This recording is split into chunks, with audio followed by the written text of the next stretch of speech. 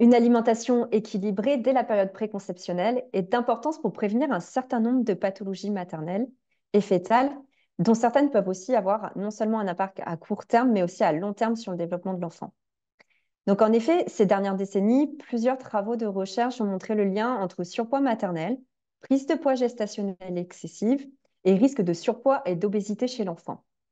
De plus, d'autres études ont rapporté que la qualité de l'alimentation, et notamment l'apport en micronutriments, c'est-à-dire en vitamines et minéraux, sont essentiels pour prévenir des issues de grossesse défavorables, comme le risque d'anémie lié à une carence en fer, ou le risque d'anomalie de fermeture du tube neural, une malformation congénitale sévère liée à une carence en folate. On perçoit donc bien l'importance de l'alimentation ayant un effet possible non seulement sur les aspects de croissance de l'enfant, mais aussi pour le neurodéveloppement.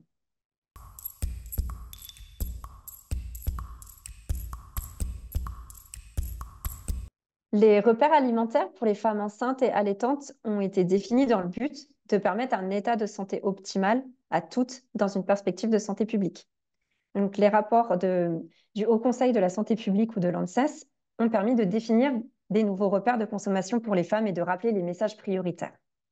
Il est important, par exemple, d'encourager les femmes à consommer davantage de fruits et légumes, sources de vitamines et minéraux et fibres, d'augmenter la consommation de moyenne de poissons à 2 portions par semaine en variant les espèces et lieux d'approvisionnement, ou de réduire la consommation de féculents raffinés au profit de féculents complets ou de légumineuses. Ces repères peuvent être difficiles à atteindre, notamment pour les familles en situation de vulnérabilité sociale. Il est donc nécessaire d'adapter la communication, tenant compte donc, des ressources des populations et de mettre en place des mesures de santé publique spécifiques pour aider les populations les plus vulnérables à atteindre ces repères.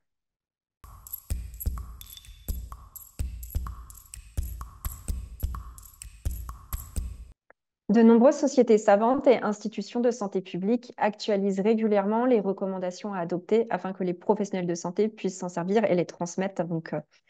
aux familles. Il faut bien comprendre que la grossesse, c'est un moment unique au cours duquel la prise de conscience de changements nécessaires à mettre en place pour le bien-être du futur enfant est donc accrue. C'est un moment privilégié pour l'éducation à la santé et notamment nutritionnelle. Cependant, je dirais que davantage de mesures de prévention devraient être menées dès la période préconceptionnelle afin que les dispositifs proposés puissent toucher donc le plus tôt possible toutes les femmes en âge de procréer ainsi que leur entourage pour les informer des conditions les plus favorables et si besoin mettre en place des ajustements pour l'alimentation. L'objectif sera en effet de bien faire comprendre le bien fondé du changement proposé en termes d'accompagnement nutritionnel, que les familles conservent la motivation nécessaire pour maintenir le changement et que celui-ci soit soutenu par des leviers structurels qui favorisent le pouvoir d'agir. Je terminerai donc par un mot sur le rôle des professionnels de santé dans les actions de prévention, de par leur écoute et les conseils apportés aux familles.